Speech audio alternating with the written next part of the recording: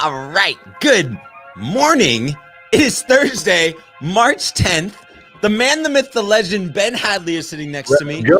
It's the start of NADA, and we're talking crypto.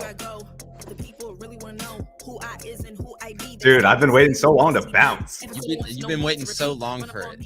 It's so I've been good. practicing. I feel extra, like every time we have someone new on the show, I feel this energy around the bounce that it's like, you know, because when you do it every day, it just kind of becomes a like, okay, here we go. Let's get into the thing again, right? But there's something about it, I think, that energizes me when there's someone else. And then also when I know new people are, you know, coming in and hearing what's going on. So Bro, I'm sure every single person that listens to this, like you cause like a seismic wave of bouncing every time this thing airs, you know, there's bouncing happen all over the world. Yes, it's so good. Yeah, everybody like, and then the people that listen on their way home at night is like, yeah, I can finish my day. I can finish my day. Let's go. All right, well, let's get into it today. Today, I woke up and this was literally, I put this in the show notes, but literally the thing that I woke up with was Archie Eversole. I don't know if you know who Archie Eversole is. Nobody knows who he actually is, but he's a rapper and he did the song "We Ready," which everybody's heard. Yeah, let's go. We ready. Right? Ready. Everybody's like, who's this Archie guy? But he's the original guy that did the song. I think a few people have redone it in the past.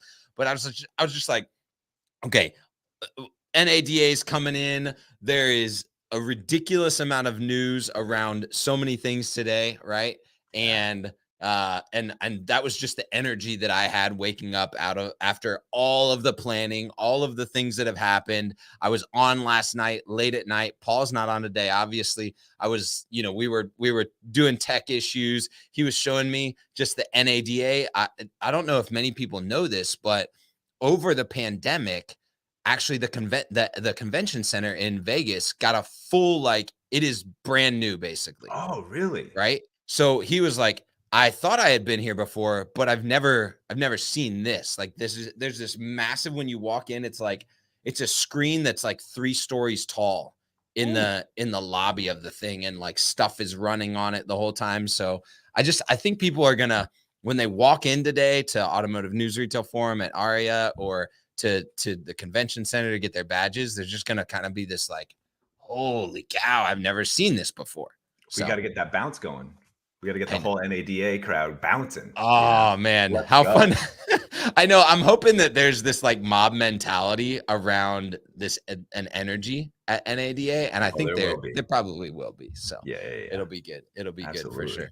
Well, that's the energy. If you are following us, just a like little housekeeping, follow at hashtag Asotu or Automotive State of the Union on social, or go to asotunada.com and you can catch all 13 live streams that are happening over the next 4 days that we're doing. We've got partners like Cion Digital, Effective, AutoFi, all coming in to add to the flavor. We're doing interviews, special interviews. We're doing man on the street at the welcome thing tonight. Just be around that stuff. And if you're not at NADA, like Ben and I, sitting at our offices at home, we're just going to try and bring you that energy that is happening out in Vegas real time as often as we possibly can. Some exciting press releases that are coming. That Ben, you have some inside track on a few big ones. Yeah. There's really some things dropping. Really cool stuff. Speaking of dropping, segue time. Yesterday, our president, Mr. Biden, signed a really, really cool executive order that we were chatting about this morning with the first kind of regulations coming out for cryptocurrency. This is huge. Which is huge. And so Ben, like, walk us through, you know, why that's important, because I think a lot of people are like, cryptocurrency kind of is it's almost seen like a stock exchange right now. Sure. Right. Yeah. To a lot of people, but there's so many more layers to that. And up until this point, there's not been any federal regulation or engagement around cryptocurrency. Right. Yeah. I mean, I think what's going to happen, the market's going to look at this in 2 different lights. One's going to be really good, which is sort of more and more validation that this thing is real, that this thing is coming, and it's the future, right? Because you're only going to regulate something that you're pretty sure isn't going to leave. Right. And then on the flip, sort of the ethos of a lot of crypto is there's sort of this decentralization, like, who cares what the government thinks? We're going to do it anyways. Right. And so, there's a dichotomy there. There's like a little bit of a friction between those two. But I think that's going to be good. I think that's actually really healthy for the market. And it's actually something some of the major players, the Coinbases, the exchanges, have been asking for. Just treat us like everybody else, especially when you get into stable coins. Yes. That in particular, where it's like, look, these things are pegged to the US dollar. Why is this? Yeah, I actually grabbed, so Jeremy Allaire is the CEO of Circle. And they have a lot of, they just do a lot with the US dollar coin, right? Yeah. And he just said that the Biden administration's executive order on digital assets represents a watershed moment for crypto, akin to when the government in the 90s realized the commercial power of the internet, which is a really interesting relationship. It's like when the government finally decided, oh, we need to put some structure around what the internet means to enterprise, to information and all that type of stuff. And so it's that, like, when you think about that, think about the way people in the 90s were saying, oh, the internet will never last, we won't need websites. But the government's saying, no, this is a thing. And so I think, like you said, this is a big moment for crypto. I mean, in addition to that, Biden also said he's going to back some more studies around creating a federal digital currency, right, to help with the Federal Reserve switching over. Now, that actually has some crazy implications too. There's this thing called zero bound. Okay. Where basically, there's only so much you can do with interest rates. You can certainly make them go up, right? But to make them go down, it's like, well, there's this thing called zero, and I can't go really lower than that. Yep. What digitizing of the Federal Reserve would actually add the potential to do is you could just delete coins, right? Delete currency, which gives you that extra flexibility to react in crazy marketing conditions like right now. Yep. Now, yeah, because like thinking over the last 2 years, especially, right, where we've essentially printed money at a faster rate than we have since the Great Depression, right? Yeah. Just straight up been printing money for 2 years. And now we're dealing with a high rate of inflation. And the only thing to do is raise interest rates. But now with economic issues globally, right, we've got issues where interest rates alone aren't enough to like reconcile the balance sheet, essentially. 100%, man. So I'll leave you this too. Like, so I was reading something earlier, and it's a beautiful Bill Gates quote. It was, banking is always going to exist. Banks aren't always going to exist.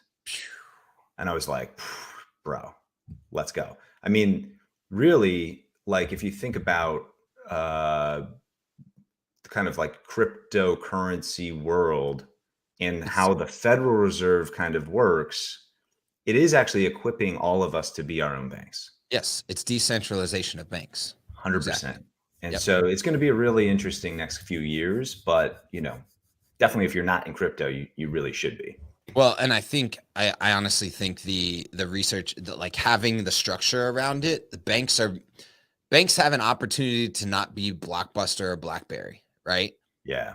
To lean into, how do we make sure that these assets are secure? How do we ensure that people have, their wallets set up? I imagine a bank going, how do I create a crypto wallet? You've got Coinbase over here owning someone's digital assets in an app-based format, which is all that Bank of America or SunTrust does with their app. Totally. Right? I don't have cash, right? They own all of my digital assets in an app-based format, right? Yeah. It's just a different version of that. So I think pivoting for some of these, which Square is doing, they already said, yep, we're just going to be able to block. Oh man, Cash App. Oh my goodness. Venmo. They are really Venmo. They're all leaning into holding these digital assets in an app-based format. And that's all that these banks have to do to become a centralized place for decentralization. Right? Totally, dude. It gets wild when you think about, you know MVNOs? No. So MVNOs are I'm trying to think of one, like I think Boost Mobile is a mobile something network, which basically it's these like telephone providers that are really just micro providers on top of existing infrastructure. So Boost really just uses like, I think it's like Verizon and AT&T's network or T-Mobile's network. It's T-Mobile's network. Yeah. So like, there's a few, Verizon has a few that use their network. Actually, Comcast uses Verizon's network. They use all their towers, all that type of stuff. Yes, exactly. Yep. So think about the MVNO as an analogy to like sort of new banking, which is really just like layers, brands, really, right? That centralize all these very specific individuals on top of kind of existing infrastructure. And I think you see how we get to the Web3ing of things in that progress. It's like, I think that's like the roadmap. But yeah. Well, I want to get to, just because we're talking crypto, and I'm not going to force a segue into this, I apologize, but you and I both know of a company, and we'll be talking actually to them later today on a live stream that we're doing with NADA called Cion Digital, that is really attempting to break the ice, per se, on crypto in automotive. And I just want to tie that down for dealers or dealer personnel that are saying, well, how am I going to, what does it mean for me to engage with crypto on a daily basis within our departments in sales or service and accept those payments? I don't even know, I don't even know what's going on from I don't even understand the whole thing. And now you're telling me I might actually have to accept these people's payments. And I think what Cion is attempting to do is kind of demystify it all. Yeah, they're taking all the sort of like the plumbing and the infrastructure, the pipes that you got to connect to make this all work. They're taking all that dirty work and then they're like cleaning it up to make it really easy for dealers to accept crypto. But I'll hit you with a fact. Like on Redfin's survey last year, so 2020 to 2021, of first home buyers, 12%, almost 1 in 8. Used crypto as part of their down payment. That's right? Nuts. Crazy. That's a big number. I know it, like 12% doesn't seem like a ton, but it is a massive number when you're thinking about the accessibility to funds that maybe these people wouldn't have had prior, but because they, and what I'm guessing is that there was probably an early investment in something like ETH or Bitcoin, right? And now, instead of having to save that money after college or high school or something like that, they've got investment funds that they're able to deploy as down payment funds. So I take it a step further, because what Cion's really able to do, aside from just making transactions really easy and removing sort of volatility from it, switching it into fiat for the dealer, so the dealer really doesn't have to like hold coins or something like that, taking a lot of liability off of the table. Aside from that, most people that are holding crypto right now, especially millennials, actually view it as something that's only going to go up and to the right? So they don't want to sell it. This is where Cion actually does something really cool, where they allow not the car to just be the collateral, but the crypto you own to be the collateral. So you can basically secure a loan based on the crypto, and the loan is in fiat. Now, why would you do that? Well, when you sell fiat or when you sell crypto, there's going to be a capital gains tax, right? And if you've held for a year, probably around 15%. If or 15%. If you've held under a year, probably around 35%. So if you're doing some quick math and you're like, I've got $10,000 of crypto, do I want to shave 3,500 off, right?